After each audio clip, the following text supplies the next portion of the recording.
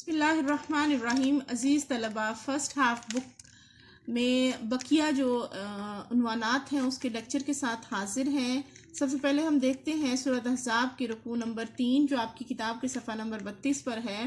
اس رکوع میں اللہ تعالیٰ نے فرمایا ہے کہ بے شک رسول پاک صلی اللہ علیہ وآلہ وسلم کا اسوہ حسنہ تمہارے لیے بہترین نمونہ ہے.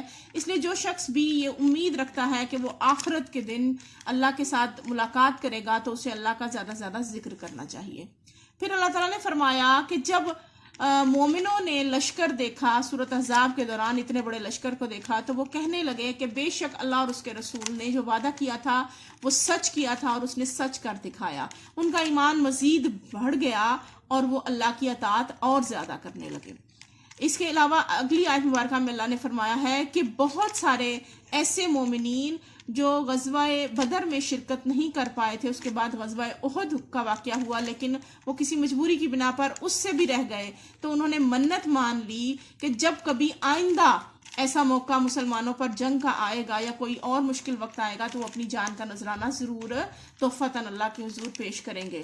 وہ حالانکہ غزوہ احد میں شرکت نہیں کسی وجہ سے کر پائے، ان میں سے کچھ پھر بھی رہ گئے، لیکن وقت گزرنے کے ساتھ انہوں نے اپنا وعدہ تبدیل نہیں کیا، وہ اپنے وعدے پر ڈٹے رہے. ان میں سے کچھ جو ہیں وہ غزوہ احد میں شامل ہوئے اور شہادت کا رتبہ پایا، اور کچھ جو بچ گئے وہ غزوہ احزاب میں اپنے وعدے کی پاسداری کے لیے موجود تھے.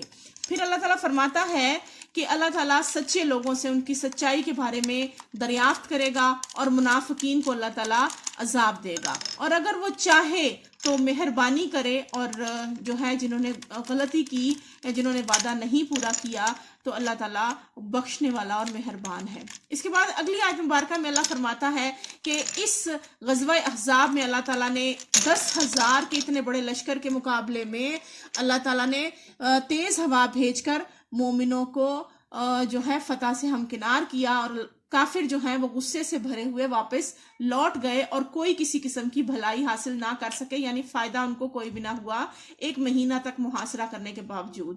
اللہ تعالیٰ فرماتا ہے کہ مومنوں کو کسی بڑے لشکر یا کسی بھی بڑے ساز و سامان کی ضرورت پیش نہ آئی، کیونکہ اللہ ہی مومنوں کو جنگ کے لیے کافی ہے. اللہ تعالیٰ زبردست قوت رکھنے والا اور غالب ہے.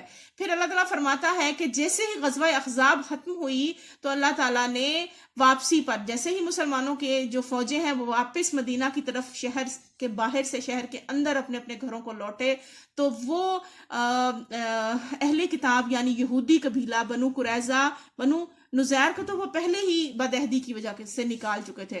بنو نزیر کے لوگوں کو ان کے قلعوں سے اتار دیا گیا. انہوں نے وعدہ کر رکھا تھا کہ وہ کبھی بھی کسی قسم کی جنگ میں مسلمانوں کے ساتھ دغا نہیں کریں گے، بلکہ وہ نیوٹرل رہیں گے. وہ نہ کافروں کا ساتھ دیں گے یعنی دشمنوں کا ساتھ بھی نہیں دیں گے، اور مسلمانوں کو بھی کوئی نقصان نہیں پہنچائیں گے. جبکہ انہوں نے بدعہدی کی اور مسلمانوں کی جو ہے وہ مختلف قسم کی خاص جو باتیں ہیں وہ انہوں نے کفار کے لشکر تک پہنچائیں. اسی کی سزا کے طور پر اللہ تعالیٰ نے حکم دیا کہ اب تم چڑھائی کرو بنو قریظہ کی طرف. تو مسلمانوں کے جو ایک لشکر ہے حضرت علی کی جو ہے وہ قیادت میں منافقوں کے جو ہے وہ قلعوں کی طرف روانہ ہوا. یہودی جو ہیں وہ بڑے بڑے قلعے بنا کر مدینہ سے باہر رہتے تھے، ان کو ان کے قلعوں سے اتار دیا گیا اور بہت سارے یہودیوں کو قتل کر دیا گیا اور بہت سوں کو قید کر دیا گیا. اور ان کے جو وراثت میں بہت وسیع و عریض زمینیں تھیں وہ اللہ تعالیٰ نے مسلمانوں کو عطا کی. مسلمانوں نے اللہ تعالیٰ نے اس قدر وسیع مال عطا کیا، اتنی وسیع زمینیں عطا کی کہ جن پر کبھی آج تک انہوں نے پاؤں نہیں رکھا تھا. اور اللہ تعالیٰ ہر چیز پر قادر ہے یعنی قدرت رکھتا ہے.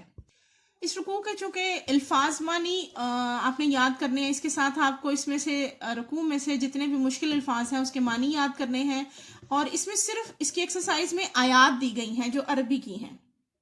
جب بھی آپ کو شارٹ کوسچن میں عربی کی اس طرح آیات آئیں تو وہ شارٹ کوسچن میں ان کا तर्जमा लिखकर उनका मफहूम 2 से 3 लाइनों में या 4 लाइनों में उसका मफहूम वाजे करना होता है। इसके अलावा आपको इसमें से आयात में से जो अनसीन क्वेश्चन होते हैं, यानी खुद से बनाए हुए क्वेश्चन, यानी हम पहला ले लेते हैं, जैसे लक़द कान लकुम फ़ी रसूलिल्लाहि उस्वतुन हसनतुन, यानी इसी को हम अगर उर्दू में सवाल बना लें कि मुसलमानों के लिए बेहतरीन उसवा हसना कौन सा है, या फिर मोमिनों ने सुबह मैदान जंग का नक्शा देखकर किस रद्द-ए-अमल का इजहार किया, ग़ज़वा अहज़ाब के अख्तिताम पर अहले किताब यानी यहूदियों के साथ उनकी बदअहदी करने की वजह से क्या सज़ा मिली, इसके अलावा मुसलमानों को माल गनीमत के तौर पर क्या कुछ मिला, यहूदियों के साथ क्या सलूक हुआ, या फिर जिन मोमिनों ने ग़ज़वा बदर के मौका पर जो शामिल नहीं हो सके थे उन्होंने कौन सा अहद या मन्नत मानी थी। इस तरह के सवालात के लिए आपको जो है ना सिर्फ तैयारी करनी है बल्कि उनके जो टू दी पॉइंट आंसर्स हैं वो याद करने और फिर पेपर्स में सवाल आने पर लिखने हैं। अब हम देखते हैं हिस्सा हदीस में, हदीस पाक नंबर 13, मन तहत्ता रिकाबन नासी यौमल जुमाती इत्तहाजा जसरन इला जहन्नम, यानी जो शख्स जुमा के दिन लोगों की गर्दनों पर से फलांग कर गया गोया उसने जहन्नुम की तरफ पुल बनाया। इस हदीस पाक में आदाब जुमा को बयान किया जा रहा है।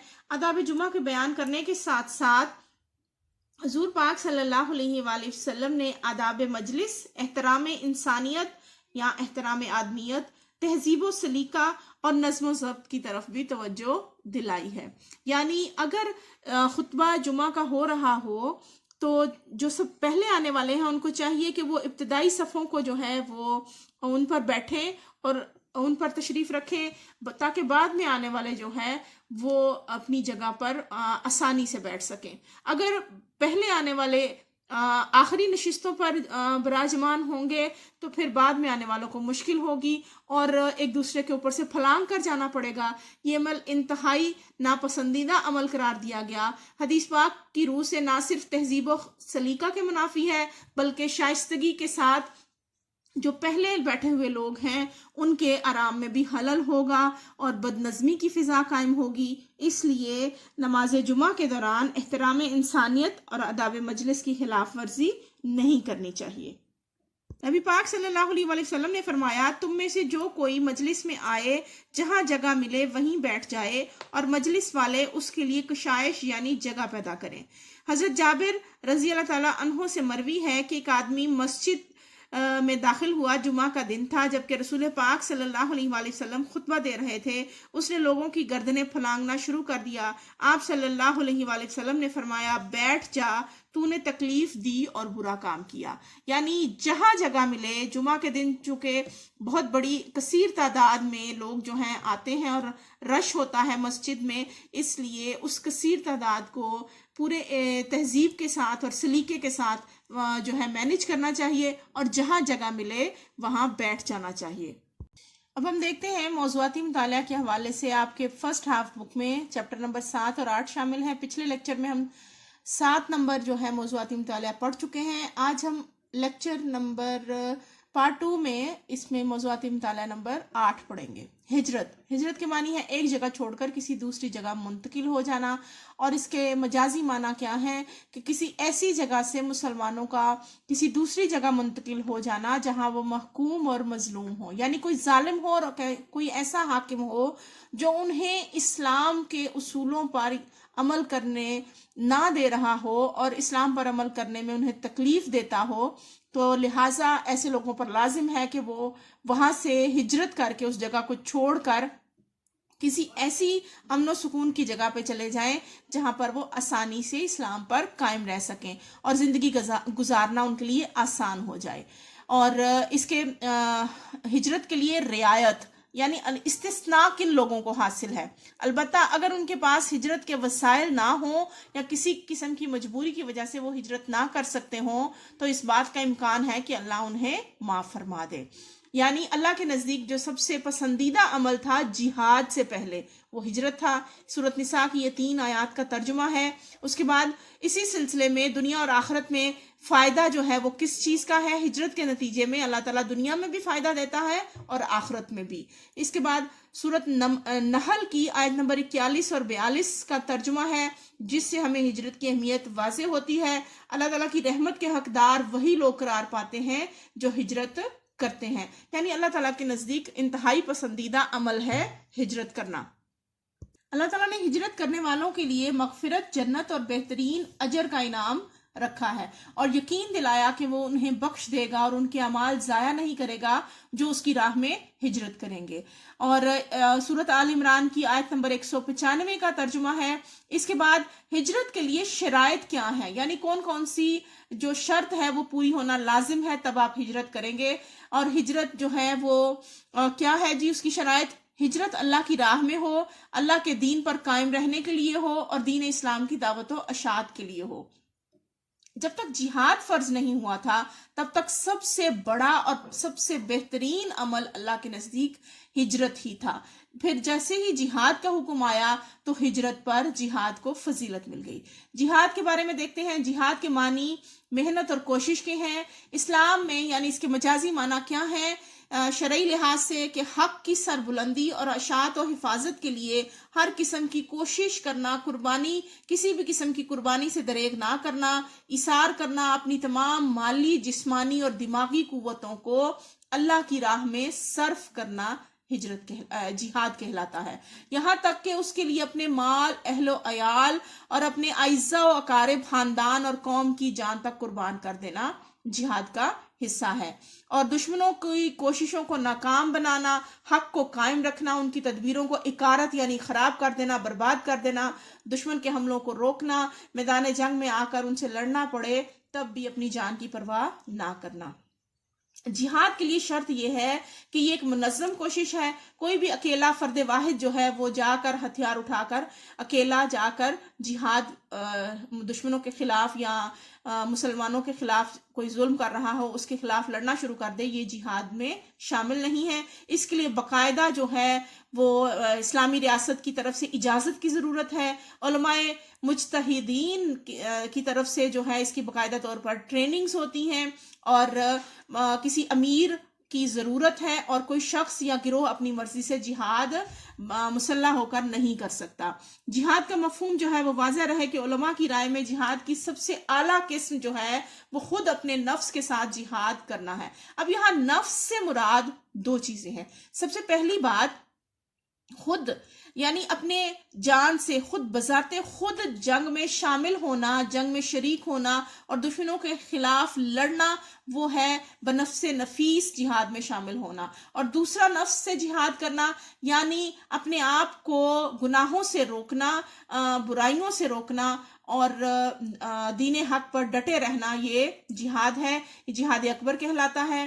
قرآن کریم سے اس بات کی بار بار جو ہے ہمیں تائید ملتی ہے کہ یعنی جن لوگوں نے ہمارے بارے میں جہاد کیا، یعنی محنت اور تکلیف اٹھائی، ہم ان کو اپنے راستے دکھائیں گے اور یقیناً اللہ تعالیٰ نیکوکاروں کے ساتھ ہیں۔ اب ہم پڑھتے ہیں جہاد کی اقسام۔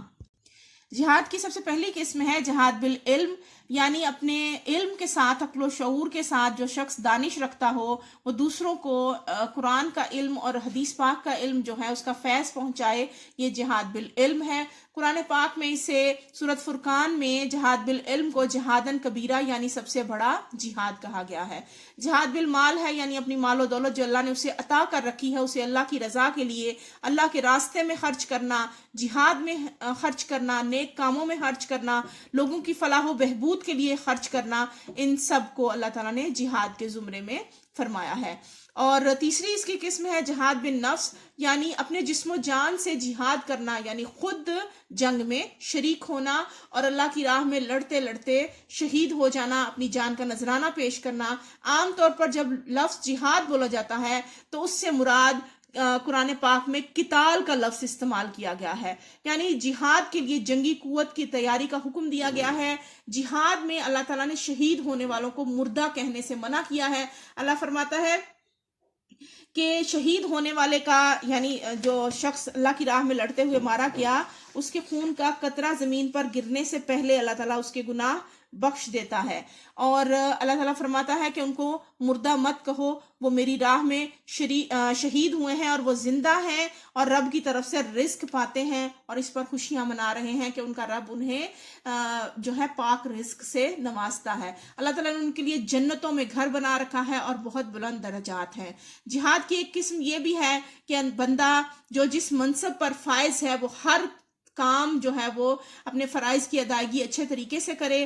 اور جو ہے ایک مرتبہ حضور پاک صلی اللہ علیہ وسلم کی خدمت میں عورتیں حاضر ہوئیں اور ان سے کہا کہ ہمیں اجازت دی جائے کہ ہم جہاد میں شریک ہوں. تو آپ نے فرمایا کہ اے عورتوں، تمہارا جہاد حج مبرور ہے.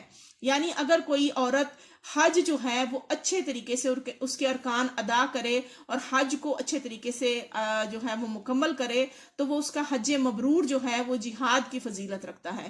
ایک صحابی جہاد میں شرکت کے لیے آئے تو آپ صلی اللہ علیہ وسلم نے پوچھا کہ کیا تمہارے ماں باپ زندہ ہیں؟ اس نے عرض کیا جی ہاں. فرمایا تم ان کی خدمت کرو، جہاد یہی تمہارا جہاد ہے. اسی طرح کسی ظالم کے سامنے، یعنی آپ کا کوئی حاکم جس علاقے میں آپ رہتے ہیں وہ حاکم ظالم ہے، اس کے سامنے کلمہ حق کہنا یا عدل و انصاف کے فیصلے کرنا بھی جہاد قرار دیا گیا ہے. آپ صلی اللہ علیہ وسلم نے فرمایا کہ جہاد قیامت تک جاری رہے گا. قیامت کے دن حدیث پاک میں آتا ہے قیامت کے دن جنتی جو جنت کے لوگ ہیں وہ گردنیں اٹھا اٹھا کر دیکھیں گے کہ شہداء یعنی شہید ہونے والے اللہ تعالیٰ کی راہ میں کس قدر بلند مقام پر فائز ہوں گے. دعاؤں کی قبولیت جو ہے وہ دعائیں کم ہی رد ہوتی ہیں، جو ایک اذان کے وقت کی دعا اور دوسری میدان جنگ میں کی جانے والی دعا. یعنی جو شخص جہاد میں شریک ہو اور دوران جہاد دعا مانگے، اللہ تعالیٰ اس کی دعا کبھی رد نہیں کرتا. اور دوسرا جب اذان ہو رہی ہو اس وقت جو دعا کی جائے وہ اللہ رد نہیں کرتا. اس کے ساتھ ہی اجازت چاہتی ہوں. اچھے طریقے سے سوالات کے جواب یاد کریں، پوائنٹس بنا کے. یہ تمام تفصیلات آپ کو بارہا جو ہے بتائی جا چکی ہیں. اللہ تعالیٰ آپ کا حامی و ناصر ہو. اسی کے ساتھ اجازت چاہتی ہوں. اللہ تعالیٰ اپنے حفظ و امان میں رکھے.